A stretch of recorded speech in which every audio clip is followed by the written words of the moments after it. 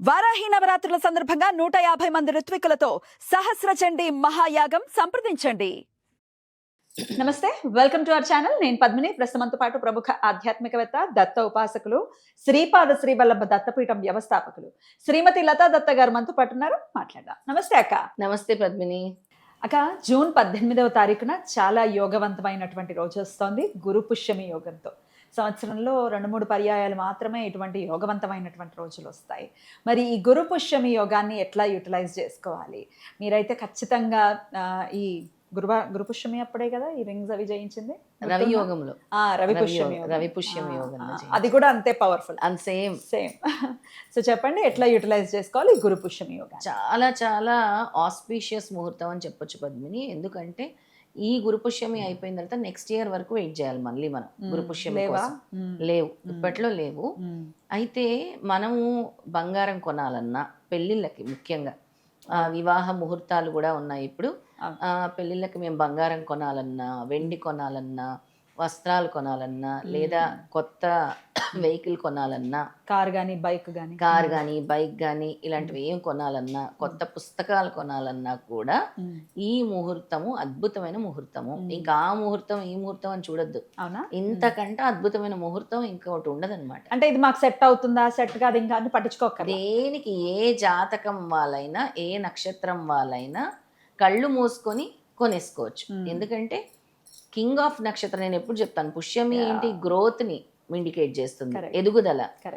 ఇంకా గురువు అంటే మనకి నాలెడ్జ్, విజ్డము, ప్రాస్పరిటీ, ఇద్దరు కాంబినేషను. అమృత సిద్ధి యోగం వచ్చింది, సర్వార్థ సిద్ధి యోగము, ఇవన్నీ యోగాలతో కలిసి ఉండేటువంటి అద్భుతమైన ముహూర్తం అని చెప్పొచ్చు.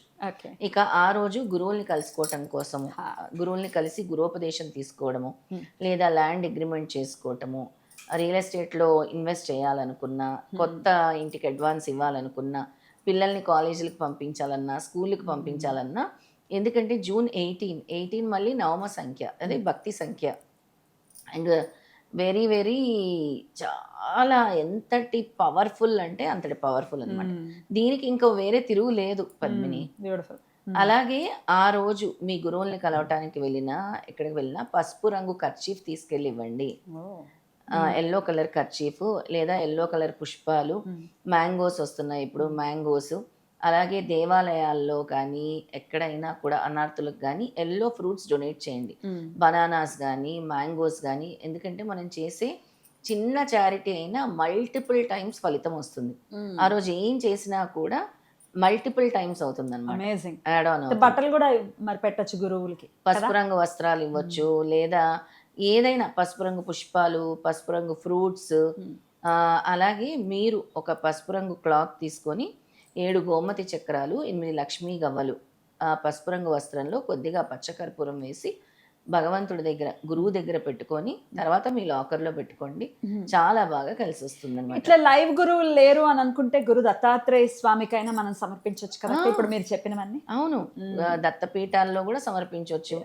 ఇప్పుడు గురువులు అంటే మనకి లైఫ్లో గైడ్ చేసేవాళ్ళు. చాలా మందికి టీచర్స్ ఇన్స్పైర్ చేస్తూ ఉంటారు, చాలా మందికి స్పిరిచువల్ గురువుస్ ఉంటారు. అలాగే వాళ్ళకి విద్య ఏ విధంగా అయినా, కొంతమందికి మనం చూసుకుంటే వాళ్ళు మెకానికల్లో ఉండొచ్చు, సివిల్లో ఉండొచ్చు, ఆస్ట్రలాజికల్గా ఉండొచ్చు, ఎలాగైనా ఉండొచ్చు గురువులు. ఏ విధమైన గురువు అయినా సరే గురువే. మీ లైఫ్కి ఒక పాత్ చూపించిన వాళ్ళు గురువే.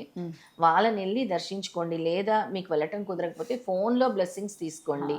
వాళ్ళకి ఏదో ఒక గూగుల్ పే, ఫోన్ పే చేసి వాళ్ళకి ఫ్రూట్స్ కొనుక్కోమని, ఎల్లో ఫ్రూట్స్ అలాంటివి చేయండి, చాలా ఎక్కువ ఫలితము.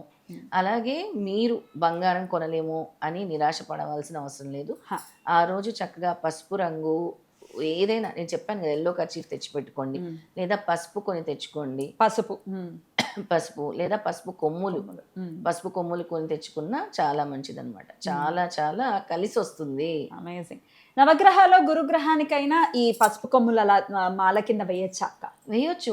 54 పసుపు కొమ్ముల్ని చక్కగా మాల కింద కట్టి, మనం ఎలాగైతే ఇప్పుడు గురువుకి మనము ఈ కాబూలి శనగలు దండ ఎలా అయితే గుచ్చుతామో, అలాగే ఈ పసుపు కొమ్ములతో దండ వేసినా కూడా గురువు అనుగ్రహం వెంటనే లభిస్తుంది. ఎందుకంటే నేను అనగాస్వామి, అనగాలక్ష్మి పూజ చేసేటప్పుడు స్వామికి పసుపుతో చేయిస్తాను, అమ్మవారికి కుంకుమతో చేయిస్తాను. అర్చన అర్చన ఆ రోజు అనగా స్వామి అనగాలక్ష్మి అష్టోత్తరం చదువుకోండి ఇంట్లో. నేను చెప్పిన ఈ చిన్నది గోమతి చక్రాలు లక్ష్మీ గమలు తీసుకొచ్చి పెట్టుకొని తర్వాత లాకర్లో పెట్టుకోండి. మీకు సక్సెస్ అనేది వస్తుంది. అమేజింగ్. ఆ సక్సెస్ కోసం ఎదురు చూస్తూ ఉంటాం కదా, అలాంటి సక్సెస్ వస్తుంది అనమాట. రైట్. అయితే సక్సెస్ అంటే నాకు గుర్తొచ్చింది, మీరు జనాల్లోకి బాగా సక్సెస్ఫుల్గా వెళ్ళింది సిద్ధమంగళ స్తోత్రంతో. అవును, ఖచ్చితంగా కదా. అసలు మన ఫస్ట్ వీడియో కూడా అదే.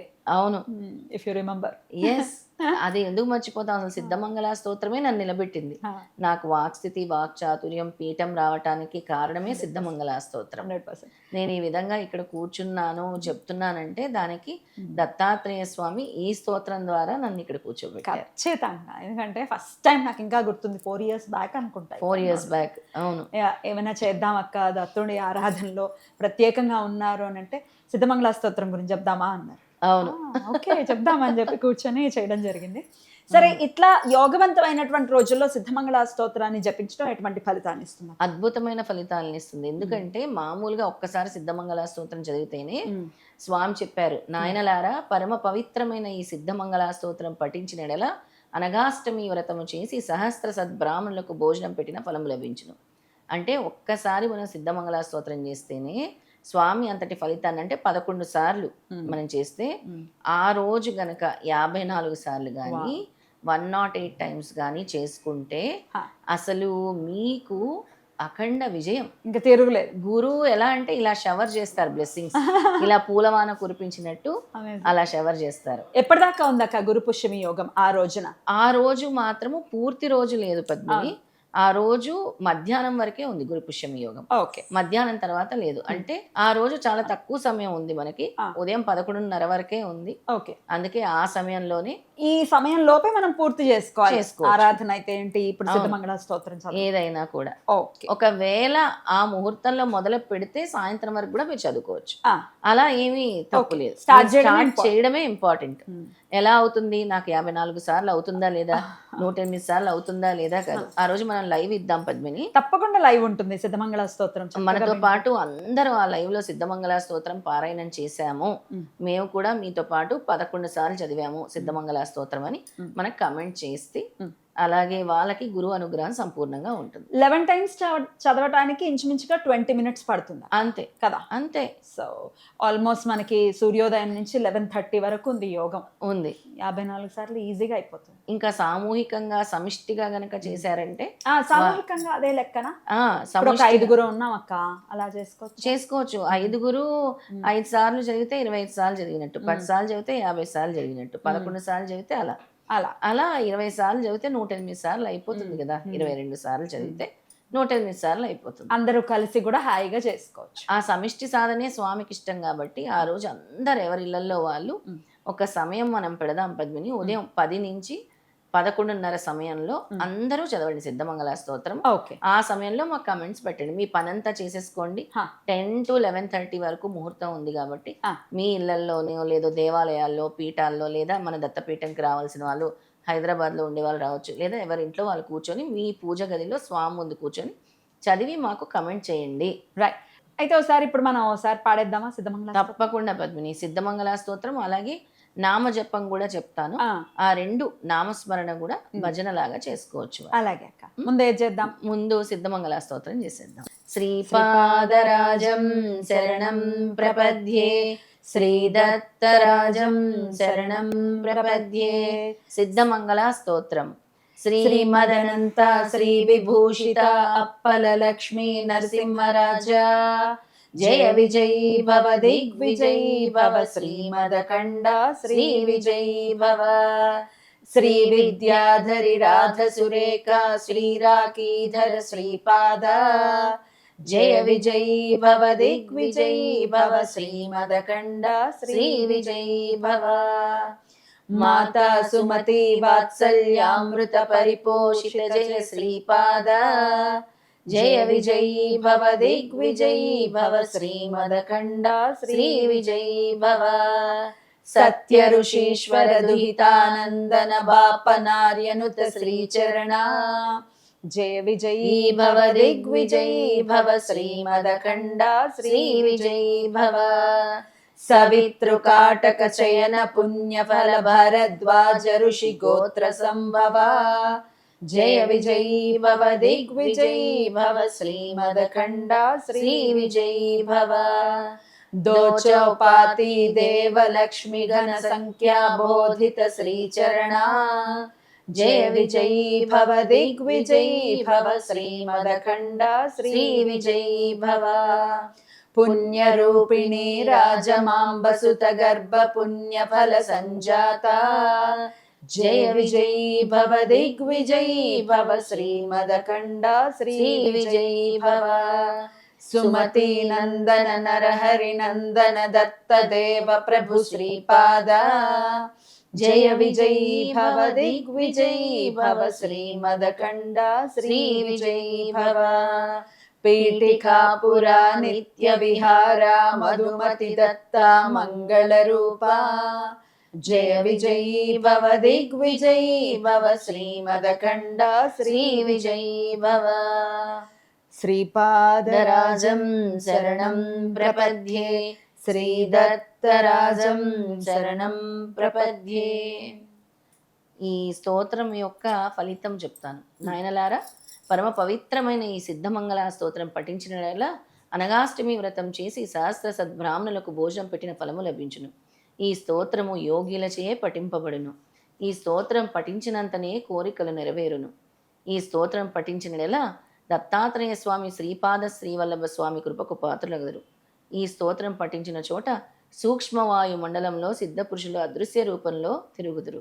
అద్భుతం. నామజపం ఏం చేస్తాం? నామజపం చేద్దాం. దిగంబర దిగంబర శ్రీపాద వల్లభ దిగంబర దిగంబర దిగంబర శ్రీపాద వల్లభ దిగంబర బ్రహ్మ విష్ణు మహేశ్వర శ్రీపాద వల్లభ దిగంబర బ్రహ్మ విష్ణు మహేశ్వర శ్రీపాద వల్లభ దిగంబర దిగంబర దిగంబర శ్రీపాద వల్లభ దిగంబర దిగంబర దిగంబర శ్రీపాద వల్లభ దిగంబర దత్త దిగంబర దత్త దిగంబర శ్రీపాద వల్లభ దిగంబర దత్త దిగంబర దత్త దిగంబర శ్రీపాద వల్లభ దిగంబర. ఇలా నామస్మరణ చేస్తే ఇదే కంటిన్యూ చేస్తే చాలా మంచిది. ఈ విధంగా మీరు ఓ 10 నిమిషాలు చేయగలరా, 20 నిమిషాలు చేయగలరా, ఒక గంట సేపు చేయగలరా. ఈ నామస్మరణ ఏంటంటే మనని భవబంధాలని అంటే ఈ సంసార సాగరంలో నుంచి తరింపజేస్తుంది, మనశ్శాంతి ఇస్తుంది, ఆనందాన్ని ఇస్తుంది, నీకు మార్గాన్ని సూచిస్తుంది. సిద్ధమంగళ స్తోత్రం కానీ ఇప్పుడు మీరు చెప్పిన ఈ నామ జపం కానీ ఇప్పుడు పెద్దవాళ్ళు ఉన్నారు, కింద కూర్చోలేము, లేకపోతే దేవుడి గదిలో కూర్చునే పరిస్థితి లేదు, మేము ఇట్లా హాల్లోనో కుర్చీల్లో కూర్చుని చదువుకోవచ్చా అని అడిగే వాళ్ళు ఉంటారు. ఖచ్చితంగా చదువుకోవచ్చు. స్వామి ఒక్కటే చెప్తారు, నీ సోల్ అనేది ఎప్పుడు నా గురించి తాపత్రయపడుతుందో దాన్నే నేను చూస్తాను. నువ్వు అక్కడ కూర్చున్నావు ఇక్కడ కూర్చున్నావు అని కాదు, నీ మనసు ఎల్లవేళలా నాతో అంటే నా నామస్మరాన్ని కోరుకుంటుంది, నన్నే నువ్వు నిలుపుకున్నావు అని అంటే అంతకు మించి ఏమీ లేదు పద్మిని. వాళ్ళు మంచం మీద కూర్చొని కూడా పడుకొని కూడా చేసుకోవచ్చు. ఎందుకంటే రోజు రాత్రి పడుకునే ముందు చదువుకోవచ్చు అని చెప్తున్నారు కదా. అవును, హ్యాపీగా చదువుకోవచ్చు. మనకి శాస్త్రం ఏం చెప్తుందంటే మనము రాత్రి పడుకునేటప్పుడు చదువుకొని పడుకోవటం వల్ల మనం ఒక ధ్యాన అవస్థలోకి వెళ్ళిపోతాం. అంటే మన మనసు ఆయన మీద లగ్నం అవుతుంది అనమాట.